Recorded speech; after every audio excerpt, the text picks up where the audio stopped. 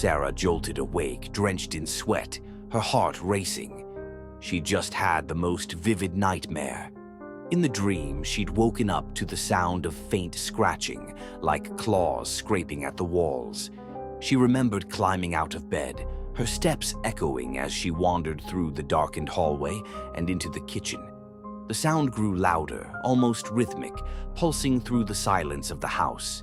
The lights flickered, casting eerie shadows that stretched and contorted across the walls. And there, just beyond the edge of the doorway, stood a figure. It was tall, dark, and twisted, with glowing eyes that bore into her as it whispered her name, drawing out each syllable as if savoring it. Sarah. The voice was familiar yet wrong. In the dream, her legs had felt like lead, unable to run. She was rooted in place as the figure slowly advanced, and then, in a final horrifying moment, it leaned forward, revealing a face that looked exactly like hers, twisted in a monstrous smile. The terror jolted her awake, but even as she sat up in bed, the memory of the figure, her own reflection but not quite right, haunted her. She shook her head, trying to shake off the lingering fear, and chalked it up to stress and a vivid imagination. The next morning, though, she couldn't shake the feeling of dread that had settled over her. She went through her usual routine, hoping the bright light of day would wash away the nightmare. But something felt off. The house was too still, as if it were holding its breath. Every sound seemed amplified, every creak and groan echoing through the empty rooms. When she walked into the kitchen, she froze. A shiver ran down her spine as she heard it, the faint, unmistakable scratching in the walls. It was soft, like nails brushing against wood, but it was there, just like in her dream. Her heart raced, but she forced herself to move closer, telling herself it was probably just a trapped animal or loose wiring. She leaned in, pressing her ear to the wall, straining to listen. The scratching grew louder, almost frantic, as if something was trying to claw its way out. She felt a chill, but she forced herself to ignore it. She dealt with enough strange noises in old houses before. This was nothing. Then the lights flickered. A wave of dread washed over her as she remembered the dream. She took a shaky breath, her eyes darting around the room.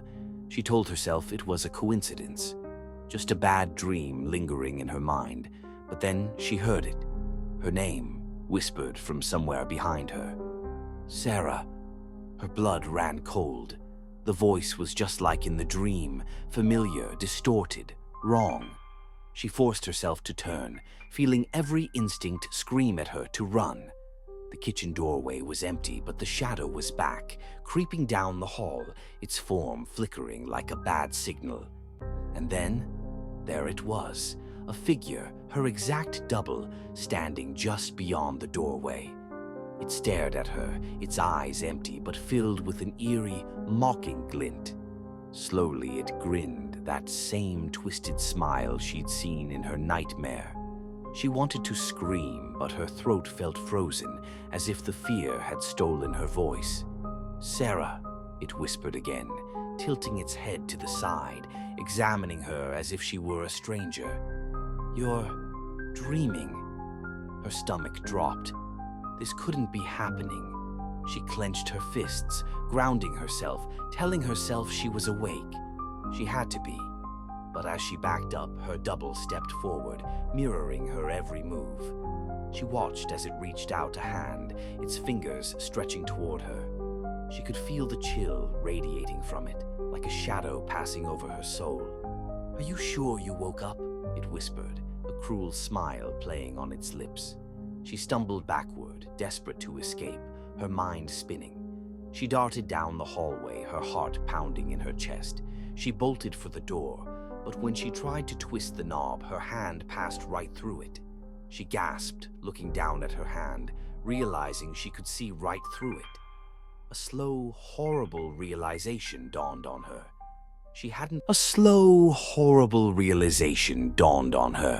She hadn't woken up at all. She was still trapped in the nightmare, unable to escape. And now, whatever was lurking in her dreams had crossed into her reality, ready to take her place.